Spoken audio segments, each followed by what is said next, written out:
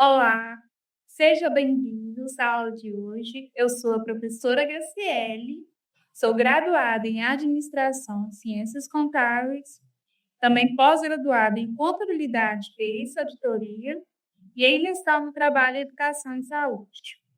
Hoje nós falaremos sobre política fiscal. Vamos à aula de hoje? Vamos entender o que vem a ser uma política fiscal. A política fiscal, ela refere-se às ações relacionadas com a arrecadação e com o gasto do setor público.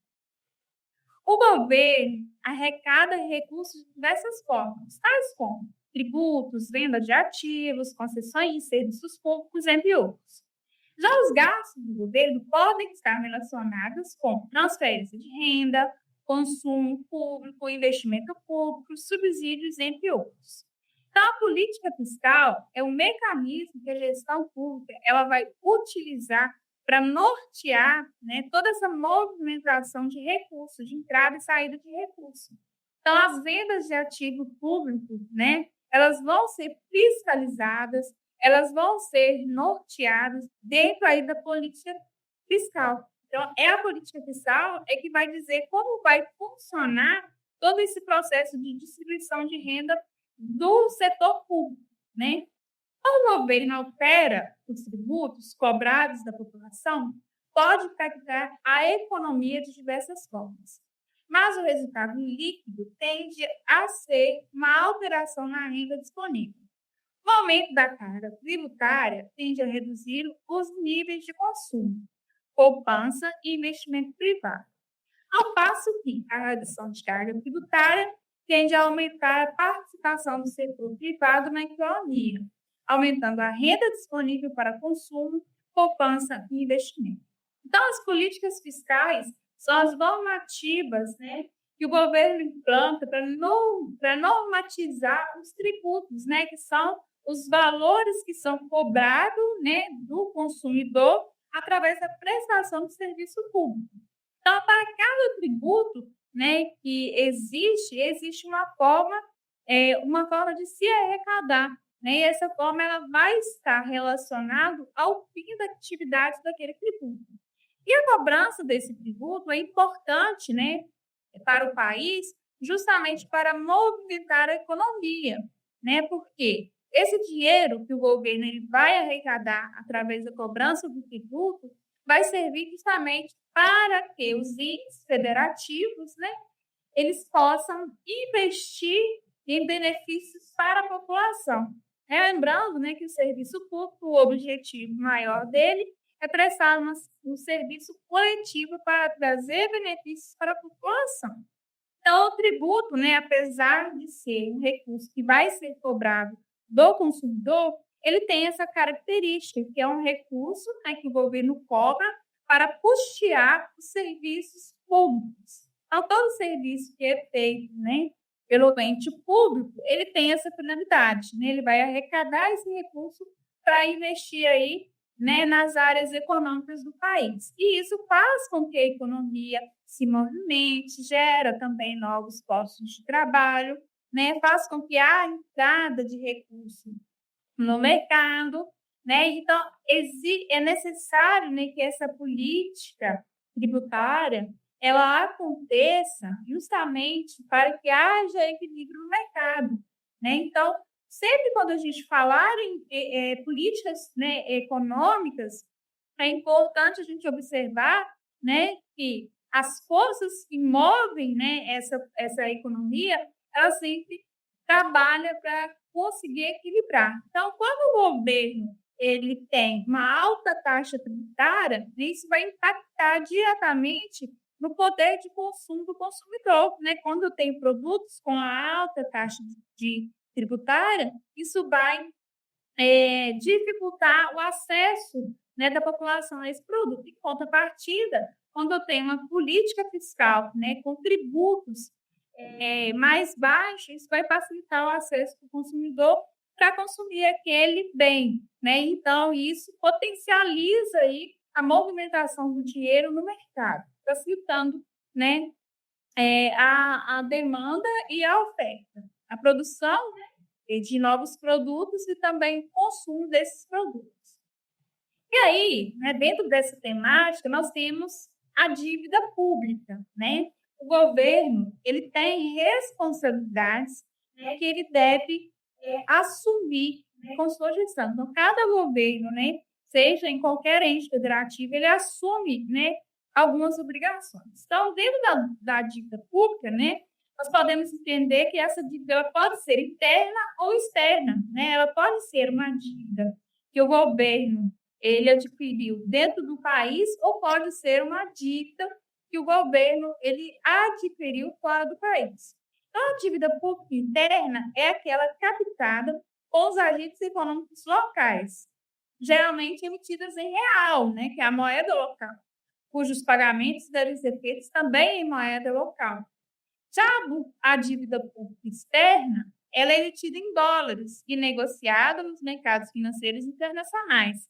A dívida pública externa, de acordo com a capacidade de pagamento do país, e fatores como o ranking e o risco soberano, pode acabar sendo mais vantajosa financeiramente do que a dívida interna. Então, quando o governo ele precisa, né, arrecadar recursos, né, para promover algum benefício para a população, ele acaba adquirindo uma dívida, né? Então, ao optar, né, ao ter essa alternativa, ele precisa verificar qual é mais vantajosa, né? Se é adquirir essa dívida internamente, né, dentro do seu próprio país, ou se talvez seria melhor, né, pegar um empréstimo de outro país, né, dos bancos centrais de outros países, né? Então, é importante fazer essa análise justamente, né, porque essa dica ela vai impactar diretamente na economia do país, né? Quanto mais o país ele tem uma dívida pública alta, né, mais difícil vai ser com que ele lide com essa situação, porque ele vai ter que, né, a longo prazo, pagar aquela dívida e isso pode prejudicá-lo, né, pode prejudicar a movimentação da economia e pode impedir que aquele país, né, ele consiga ter um crescimento esperado ali de acordo com a sua economia. Quando a gente fala, né, de investimento, sempre a gente ouve a palavra ações, a compra de ações. Né? O que são ações? Né? Vamos entender, então, na aula de hoje, o que são ações. As ações são tipos de participação ou propriedades que representam a menor divisão do capital social de uma sociedade anônima, conferindo ao seu proprietário o direito de participar dos resultados da sociedade e de influenciar nas suas decisões. Assim que adquire uma ação, se torna sócio da empresa. Então, primeiro ponto, né, para que eu compre uma ação, eu só vou conseguir comprar uma ação de empresas de sociedade anônima, né, as famosas SA. Então, essas são as empresas que vão abrir o seu capital, né, para vender ações. Por que as empresas optam por abrir o capital para vender empresa? Justamente para conseguir arrecadar dinheiro, né? Para buscar novos investidores, para investir ali naquela empresa. Então, essas ações, né, são parte ali do capital. Né? Quando a gente abre uma empresa, a gente integraliza um capital social. Então, cada sócio ele vai integralizar um capital social, uma quantia em dinheiro para que aquela sociedade ela possa existir. Né? Então, quando eu adquiro uma ação, quando eu compro uma ação, eu estou integralizando parte do capital social. O capital social é o direito que cada acionista ele adquire ao fazer essa integralização. Né? Então, quando eu compro uma ação, eu passo a ter direitos sobre aquela empresa. Né? E esse direito ele vai estar de acordo com a participação, de acordo com a ação. Então, de acordo com a cota, a quantidade de cota de ações que eu adquiro daquela empresa vai estar também relacionado às minhas obrigações e os meus direitos. Né? Então, se eu comprei ali 2 ações, 3 ações, a minha responsabilidade vai equiparar aquela quantidade de ação que foi adquirida. Né? Então, todo sócio dentro de uma organização ele tem por direito, né, o valor referente à sua ação. Então, ele tem direito aos lucros dessa empresa equivalente à porcentagem da sua ação. Quais são, então, os direitos dos acionistas? Né? Cada acionista ele vai ter o direito à participação nos lucros direito à informação, direito de preferência na subscrição de novas ações, direito de retiradas e direito de voto. Então, quando o acionista, quando a pessoa, né, se torna acionista de uma empresa, ele passa a ter direitos, né? Então, um dos direitos é justamente a retirada do lucro. Então, quando há distribuição de lucros, todo acionista ele tem direito ali de uma parte equivalente, né, ao valor que foi integralizado. Outro direito importante, né, dentro dessa disponibilidade de recurso é também o direito à volta, né? Então, no processo de tomada de decisão, os acionistas eles vão poder opinar, né, sobre essa tomada de decisão.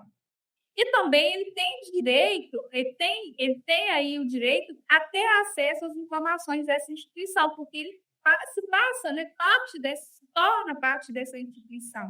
Então, para que ele possa opinar nas tomadas de decisão, ele também tem direito aí às informações que vão subsidiar essa tomada de decisão. Mercado de capitais. Mercado de capitais, conforme Pinheiro, 2019, pode ser entendido como um ambiente formado por instituições e instrumentos financeiros onde se negociam títulos e valores imobiliários, proporcionando a capitalização das empresas e a liquidez dos títulos já emitidos. Assim, intermediação financeira também ocorre nos mercados de capitais, ou seja, os recursos financeiros são canalizados nos agentes superativos para os agentes deficitários, né? Então, o mercado de capitais é o local, é o espaço, né, onde vai acontecer essa negociação de títulos, de bens, né, das empresas. Então, cada empresa ela vai negociar dentro aí desse mercado de capitais, né? Então, é o espaço onde os investidores, né, que são superávites, são as pessoas que vão ter a disponibilidade do recurso, vai, né, investir e o deficitário, né, que é aquela pessoa que precisa do investimento, a empresa, pessoa física, pessoa jurídica, pessoa pública, né, empresa pública ou privada, vai necessitar aí desse recurso, né, vai disponibilizar aí um bem, né, para que os superavitários eles façam a integralização desse recurso. No mercado de capitais, os intermediários financeiros, na sua grande maioria, apenas prestam serviço para proporcionar as transações de dinheiro e título, ao invés de assumir os riscos dos negócios. Então, nesse mercado financeiro, a gente vai ter essa figura, né, dos intermediários, que são as pessoas que vão intermediar essa negociação, que vão representar, ora, né, as pessoas que vão pegar receber o recurso, ora vão representar as pessoas que vão disponibilizar o recurso. Então, para que essa negociação aconteça, né, é importante essa figura do intermediário, né, que esse intermediário é o facilitador desse processo. Como é feito, por exemplo, pelos bancos do mercado de crédito, né? Então, os bancos eles são intermediários aí nesse processo de negociação, né? Eles vão facilitar esse processo. Uma vez que no mercado de capitais os investidores assumem os riscos do negócio, também tem a possibilidade de participar dos ganhos associados esperados para a atividade produtiva a qual estão financiando, né? Então, quando eu vou investir em um negócio, eu também tenho direito aí às vantagens daquele negócio, à lucratividade daquele negócio, né? Esse é o princípio aí dos investimentos, né? Se eu vou investir algo que possa me dar retorno, né? Então, quando eu vou optar, né, por algum tipo de investimento, eu preciso avaliar se aquele investimento ele é rentável ou não. Os mercados de capitais, né, ele proporciona alternativas de financiamento de empresas e de projetos de investimento. Então, nesse mercado de capitais, né, através das negociações de títulos, das negociações de ativo, né, as empresas elas vão buscar recursos justamente para ampliar aí, né, os seus negócios, né? E aquelas pessoas que têm o recurso, que têm dinheiro, né, que pretendem investir o seu dinheiro, vai capitalizar o seu recurso nessas empresas. No mercado de capitais também, é onde as empresas buscam reduzir o custo de captação de recursos para as empresas.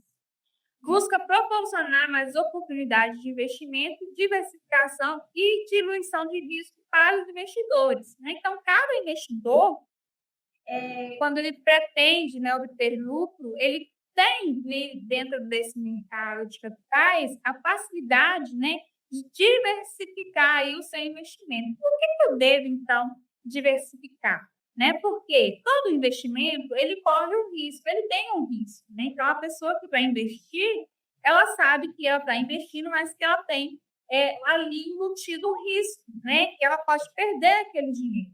Então, para que diminua esse risco, né, os investidores eles vão diversificar aí os seus investimentos, né, para diminuir aí o impacto dos riscos em cada investimento. Proporciona que os populadores participem diretamente nos riscos e retornos potenciais da atividade produtiva e também democratiza o acesso ao capital e às aplicações financeiras, né? Então, no mercado de capital é onde justamente vai facilitar esse acesso, vai permitir que as pessoas tenham facilidade de encontrar aí qual é o melhor investimento e também entender, né, qual é o melhor investimento a se fazer. E ele incentiva a profissionalização das empresas, uma vez que é necessário atender requisitos de governança corporativa, né? Então, o mercado de capital ele vai incentivar essa profissionalização e vai fazer com que essa profissionalização de fato aconteça através, né, dos investimentos. E aí, né, o local onde os títulos, onde as ações de fato são negociadas, né, é na Bolsa de Valores, né, que são instituições cujo papel principal é disponibilizar um ambiente organizado e seguro para que os agentes econômicos possam fazer as transações com títulos de valores imobiliários. Assim, são instituições que contribuem para que ocorra o processo de intermediação financeira, proporcionando, né, a canalização de recursos financeiros dos agentes superávites para os agentes deficitários. Então, a Bolsa de Valor ela funciona também meio que um intermediador nesse processo de negociação. Então, ela vai disponibilizar, né, todos os tipos de investimento, vai disponibilizar as ferramentas de análise, ferramentas de controle, né, para que esse investidor ele possa ter acesso a essas informações para que ele faça aí o investimento de forma assertiva. Quais são os requisitos para o funcionamento adequado de uma bolsa de valores? Primeiro, possibilitar a livre concorrência e incentivar a participação de diversos operadores, de forma que ninguém consiga dominar o mercado. Né? Então, o mercado de ações, né, a bolsa de valores, que é o local onde se vai, de fato, fazer a negociação aí das ações, ele tem que ser imparcial. Então, ele não pode optar por alguma empresa ou permitir que haja aí uma negociação desleal, né? Então, uma das características da Bolsa de Valores é justamente isso, né? Facilitar aí a concorrência das empresas, né? Para que todas sejam equiparadas de forma justa, né? E coerente, para que essa negociação ela seja muito transparente. Outro ponto também é possibilitar que apenas ativos homogêneos sejam transacionados. Tem uma característica também de ter transparência nos preços de negociação e disponibilizar informações relevantes sobre as negociações. Então, o mercado de ação é o local, né, onde os acionistas eles terão aí de forma muito transparente, de forma muito clara, todas as informações que ele precisa para fazer a sua negociação com segurança e para que ele possa prever aí quais são os riscos, né, dessa negociação. Essa foi a nossa aula de hoje. Até a próxima.